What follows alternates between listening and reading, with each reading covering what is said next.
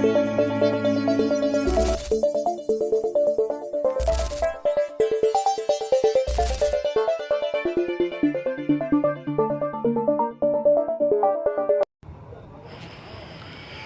na tayo sa panahon kung saan mas marami ng masasamang bagay ang nangyayari higit sa magaganda. Sa panahon kung saan lalong lumalala ang mga kalamidad, gera at sakuna. At sa halip na malerto ay tila wala pa rin pakalam ang mga tao. Basta ng ating kapaligiran. Napabayaan ng inang kalikasan ng mismong mga anak nito. Alam mo ba na ang mga tao rin ang dahilan ng sobrang init ng panahon ito? Advantage para sa iba ang kainitan sapagkat una, dahil kumikita sila sa pagtitinda ng malalamig na produkto na patok nga sa mga tao, lalo na sa mga trabahador. Pangalawa, pagtaas ng energy consumption. Ang mainit na panahon ay nagdudulot ng pagtaas ng paggamit ng kuryente at iba pang mapagkukunan ng enerhiya tulad ng air conditioning at electric fans. Ito ay nagre-resulta ng mataas na kita ng mga kumpanya ng enerhiya. Pangatlo ay pagdami ng konstruksyon. Dahil sa mainit na panahon, mas madaling magpatayo ng mga gusali at istruktura. Ito ay nagre-resulta sa pagdami ng mga proyekto sa konstruksyon at paglikha ng mga trabaho sa sektor na ito. Pang-apat ay ang pagtaas ng kita ng mga beach resorts at hotels. Sa mainit na panahon, mas maraming tao ang nagpaplano ng mga bakasyon at pag-stay sa mga beach resorts at hotels. Ito ay nagdudulot ng pagtaas ng kita at paglago ng sektor ng hospitality industry. Palima, sa mainit na panahon, mas madalas na magkaroon ng mga outdoor events at festivals tulad ng concerts, sports, tournaments at iba pa. Ito ay nagbibigay ng oportunidad para sa mga negosyo at serbisyo na nag-uugnay sa mga ganitong aktibidad.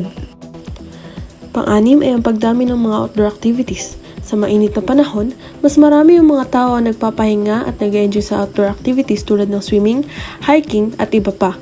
Ito ay nagpapalakas ng mga negosyo at serbisyo na nauugnay sa mga aktibidad na ito. Ang pampito ay ang paglago ng sektor ng agrikultura.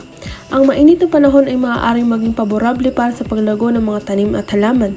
Ito ay nagdudulot ng mas malaking ani at pagtaas ng produksyon ng sektor ng agrikultura. At ang panghuli ay ang pagtaas ng turismo. Ang mainit na panahon ay nagdudulot ng pagtaas ng turismo, lalo na sa mga tropikal na destinasyon tulad ng mga isla at beach resorts.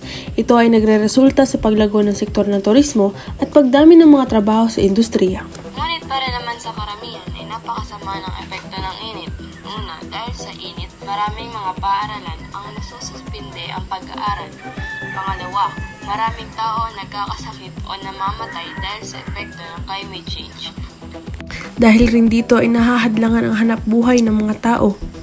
Narito ang mga hakbang na maaaring gawin upang mapangalagaan ang ating kapaligiran. Una, pagtangkilik sa renewable energy. Magpalit sa mga mapagkukunan ng enerhiya na hindi naglalabas ng carbon emission tulad ng solar at wind power. Pangalawa, pagbabawas ng paggamit ng plastic. Iwasan ang mga paggamit ng single-use plastic at magdala ng sariling reusable na mga bag at tumbler.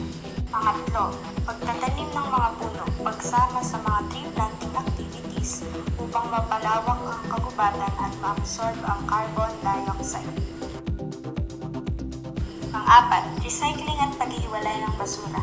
I-educate ang mga tao sa tamang pag-recycle at paghihiwalay ng basura upang mabawasan ang landfill waste. Pang-lima, pag-iwas sa pagkalaso ng mga ilog. Huwag magtapon ng kemikal at basura sa mga ilog at dagat upang mapanatiling malinis ang ating likas na yaman. Pang-anim, pagtatago ng mga endangered species. Suportahan ang mga programa at proyekto na naglalayong pangalagaan at protektahan ang mga endangered species. Pang-pito, pag-iwas sa polusyon sa hangin.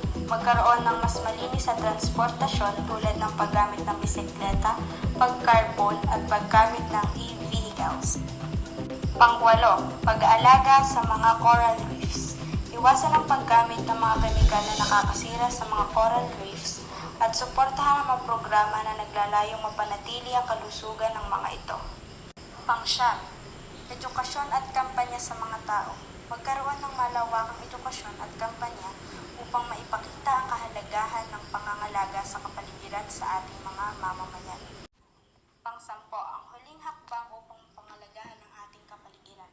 Pagtulong sa mga lokal na komunidad, magsagawa ng mga programa na naglalayong makatulong sa mga lokal na komunidad na apektado ng mga environmental issue. Kaya tayo bilang mga kabataan na nagsisilbing pag-asa ng ating bayan, sama-sama tayo sa iisang layunin.